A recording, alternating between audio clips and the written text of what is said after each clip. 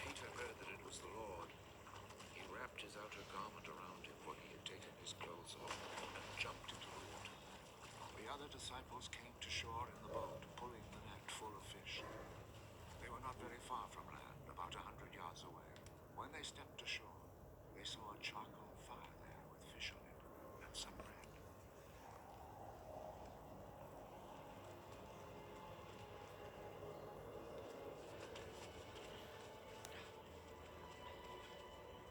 Bring some of the fish you've just caught. Simon Peter went aboard and dragged the net ashore full of big fish, 153 in all. Even though there were so many, still the net did not tear. Come and eat. None of the disciples dared ask him, "Who are you?" because they knew it was the Lord. So Jesus went over, took the bread, and gave it to them. He did the same with the fish. This then was the third time Jesus appeared to his disciples after he was raised from death.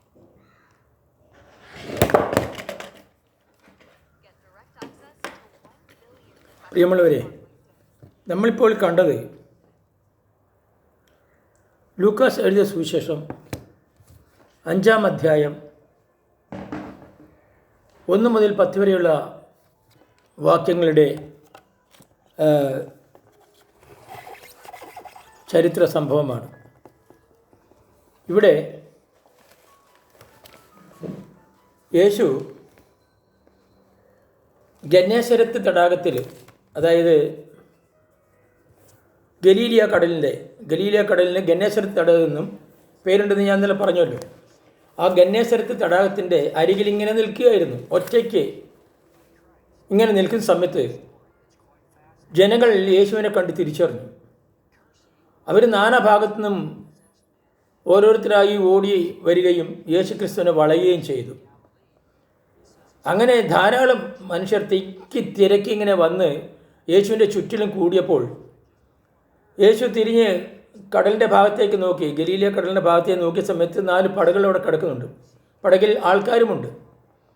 അതിലൊരു പടകിൽ ഉള്ള ഒരു സഹോദരനെ വിളിച്ച് പറഞ്ഞു, ഈ പടവൊന്ന് കരയ്ക്ക് അടുപ്പിക്കൂ ദയവായി, എനിക്ക് അതിലൊന്ന് കയറിയിരിക്കണം എന്ന് പറഞ്ഞു. ഉടനെ തന്നെ പത്രോസാണ് ഉടനെ പടക് കരയിലേക്ക് അടുപ്പിച്ചു. യേശു ആ പടകിനകത്ത് കയറിയിരുന്ന് ഈ വന്ന പുരുഷാരത്തോടൊക്കെയും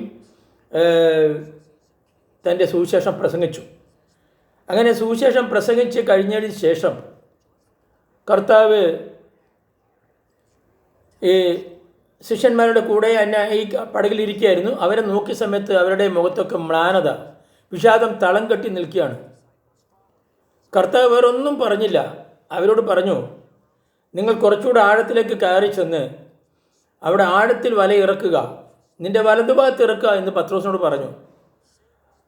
പത്രോസ് അപ്പോൾ പറഞ്ഞു, കർത്താവേ, ഞങ്ങൾ ഇന്നലെ രാത്രി മുഴുവൻ ഈ പറയുന്നതായ ഗലീല തടാകത്തിൽ അരിച്ചു പെറുക്കിയായിരുന്നു. ഞങ്ങൾക്കൊരു മീനിനെ പോലും ഞങ്ങൾക്ക് കിട്ടിയിട്ടില്ല, മീനൊന്നില്ല ഈ ഭാഗത്ത് എന്ന് പറഞ്ഞു.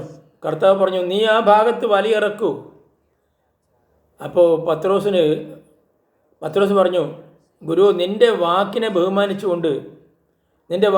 മാനിച്ചുകൊണ്ട് ഞാനിതാ വലയിറക്കുന്നു എന്ന് പറഞ്ഞു. അവർ വലയിറക്കി കഴിഞ്ഞപ്പോൾ നിമിഷങ്ങൾക്കകം ഈ വലയ്ക്കകത്ത് മീൻ കയറിക്കൂടി വല പൊട്ടുമാറായി എന്ന് പറഞ്ഞാൽ അത്രത്തോളം വല തിങ്ങി നിറഞ്ഞു. ഉടനെ പത്രോസും കൂടെയുള്ളവരും വലിച്ചു കയറ്റാൻ ശ്രമിച്ചിട്ടും കഴിഞ്ഞില്ല. ഉടനെ തൊട്ടടുത്ത് പടകിലുള്ളവരെ മാടി വിളിച്ച് അവരോട് പറഞ്ഞു, നിങ്ങൾ വരൂ. അവരെ വിളിച്ച് എല്ലാവരും കൂടി പിടിച്ച് കയറ്റി. ഉടനെ തന്നെ ആ പടക് മുഴുവൻ നിറച്ചു മീൻ. തൊട്ടടുത്ത ഇവരെ ആ പടകിലും മീൻ നിറച്ചു. അങ്ങനെ 2 പടകളും മീനും അങ്ങനെ മുഴുവനായി ഈ പടക് മുഴുവൻ നിറച്ചതിന് ശേഷം അവർ കർത്താവിനെ ഇങ്ങനെ നോക്കി. അതിനുശേഷമാണ് കർത്താവിനെ നോക്കുന്നത്.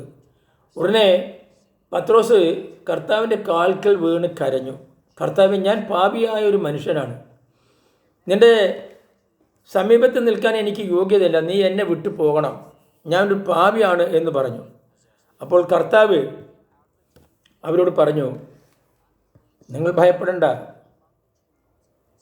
നിങ്ങളിപ്പോൾ ഈ നിമിഷം വരെ മത്സ്യങ്ങളെ പിടിക്കലായിരുന്നു ചെയ്തിരുന്നത്. ഇനി മുതൽ നിങ്ങൾ മനുഷ്യരെ പിടിക്കുന്നവരാകും എന്ന് അവരോട് പറഞ്ഞ്, അങ്ങനെ കർത്താവ് പടകിൽ നിന്ന് ഇറങ്ങിപ്പോകുമ്പോൾ ഈ പറയുന്നതായ പത്രോസിനോടും തിരിഞ്ഞ് കർത്താവ് പറഞ്ഞു, വരിക, എൻ്റെ കൂടെ വരിക എന്ന് പറഞ്ഞു. അവർ പടകും വള്ളവും അതുപോലെ തന്നെ വലയും വിട്ടേച്ച് കർത്താവിൻ്റെ പിന്നാലെ പോകുന്നതാണ് കണ്ടത്. അവരവരുടെ വസ്തുക്കളൊക്കെ അങ്ങ് വിട്ടു. ആ വലയും വള്ളവും എല്ലാം തന്നെ കരക്കടിപ്പിച്ച് കരക്കിലിട്ടേച്ചും അവർ കർത്താവിൻ്റെ പുറകെ പോകുന്നതായിട്ട് ഒരു ഭാഗമാണ് നമുക്കിവിടെ കാണാൻ കഴിയുന്നത്. എന്താണ് നമ്മൾ ഇതിൽ നിന്ന് മനസ്സിലാക്കുന്നത്? ഒന്ന്, അത് ഈ പ്രഗത്ഭനായ മീൻപിടുത്തക്കാരാണ് ഈ പത്രോസും അന്ത്രയോസും യാക്കോബും യോഹന്നാനൊക്കെ. അപ്പോൾ അവിടെ ആ കഴിവിനെയാണ് കർത്താവ് ഇവിടെ ചോദ്യം ചെയ്തത്. കാരണം മീൻ എവിടെ എപ്പോൾ കിട്ടും, എങ്ങനെ കിട്ടും, ഏത് കാലാവസ്ഥയിൽ കിട്ടും, എങ്ങനെയൊക്കെ കിട്ടും എന്നൊക്കെ അറിയുന്നതായ വ്യക്തികളാണ് അവർ. ഒരു ആശാരിയായ ഒരു മകൻ, ഒരു ആശാരി മനുഷ്യൻ, ഒരു കാർപ്പൻ്റർ പറയുകയാണ്, നിങ്ങൾ ഇന്ന സ്ഥലത്ത് വലയിറക്കൂ.